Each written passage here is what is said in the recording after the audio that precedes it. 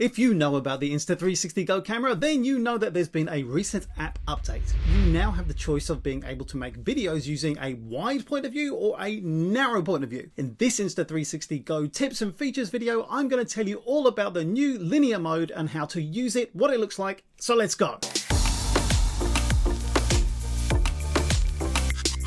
I'm Saab Johal and my channel is all about light and easy mobile video and technology, including cameras, phones, watches, AirPods, headphones, all kinds of cool stuff. I'm glad you could join me. Okay, let's discover more about the new linear mode and make sure you watch through to the end when I talk about a very common problem for Insta360 Go users and how this new linear mode can help you to fix that and make what was unusable really cool again. Oh, and while you're watching, let me know in the comments if you've already got an Insta360 Go or if you're holding out to see if Insta360 might be releasing a version 2 soon. I have no idea if they are or not, but I'm curious to see how many people are out there expecting it and holding out. Alright, linear mode. What does that mean? Well, usually the Insta360 Go has, up until this point, shot with a very wide point of view. I mean, I guess you could say it's just been a key feature of the camera. Just make sure it's kind of pointed in the right direction and it'll probably capture it. Just like you can see here. Well, Insta360 had now given us a second option, a narrow point of view shot called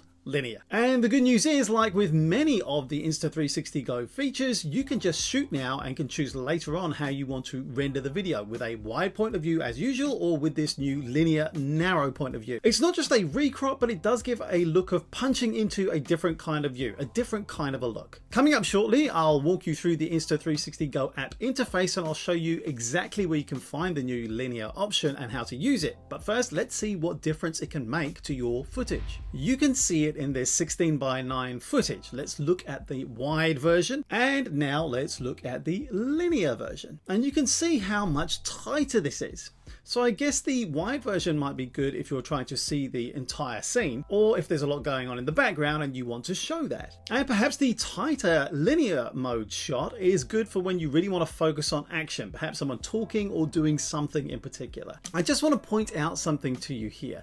The difference that linear versus wide mode can make to 16:9 footage compared to the 1:1 or square footage. You'll see that in the 16:9 footage, the sort of dimensions you'll see on YouTube, linear mode cuts in much harder at the top and bottom compared to the square footage. So that's worth bearing in mind when you're looking to see what you might want to do and what kind of look you want to go for and where you want to post this footage. Alright, let's check out some linear versus wide comparisons for the same footage in square format and see what you think and which one you prefer for which shot. Let's go. What can I do?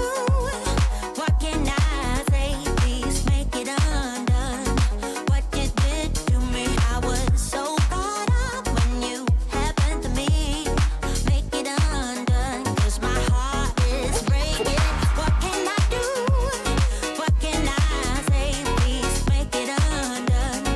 What you did to me, what you did to me, what you did to me, what you did to me. I can't believe that anyone could make me feel this way. No, I can't believe I will let you get away with this again. So don't you worry like that. You're not excuse, so come back. Heads underwater. Now don't you hurry like that. I'm ready for your attack. It's underwater.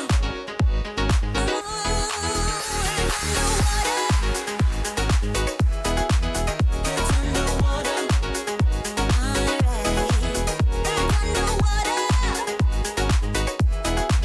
It's underwater. What can I do? What can I say? Please make it undone. What you did to me, I don't know what to do. Will I ever love again? Make it undone, 'cause my heart is breaking. What can I do? What can I say? Please make it undone.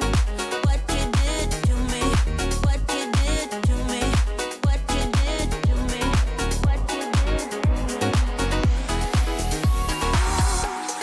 Alright, now we've taken a look at the footage, let's fire up the app and find how to get a video in linear mode. It's super simple. Just fire up the app and go to your local album where you've got some footage already in there. Select a video and you can see 3 selection tools at the bottom here. The one on the left down here enables you to choose the render frame. I've already shown you the difference that can make. The middle option brings up your usual edit options, and it's here on the bottom right that you can now toggle between wide and linear mode. Super simple. And now you've seen what it can do and how to do it, what problem can the new linear mode solve that plagues all 360 Go users? Well, it's these. Fingers. Yes, sometimes these fingers and thumbs get in the shot, and even though there's an option to try to stop them appearing in your shots, appear they do. And sometimes it's also your nose and your head peeking over the top to see if the Go is still recording. If you have a Go, you'll know exactly what I mean. Sometimes the only way to check to see if it is recording or not is to take a peek at the front of the device to see if the LED is on or not. Now, linear mode can help rescue your shot, narrowing the frame to make those pesky thumbs, fingers, heads and noses disappear. Just check out this footage here and see how much of me disappears. Yes, it might not be the shot that you were hoping for, but where you had nothing, now you've got something, and that has to be a good thing, right? And yes, you could correct it in an editor and post-production, but this just really is an easy way to do that straight out of the app when rendering that clip. So in my opinion, linear mode is a super useful addition to the Go app, and it really helps to increase the variety of shots and compositions you can capture with your Go, really punching in for a different look. I highly recommend giving it a go for a bit of visual variety in your social videos and when sharing your cool videos with your friends. I think this would be another video of mine that you'll enjoy, especially if you're into the Go, or if you're thinking about buying one, this one would be good for you too. Hey, thanks for watching. I'd love to have you on board as a subscriber to my channel. Have fun with your Go and see you again soon. My name's Saab Johal and good night.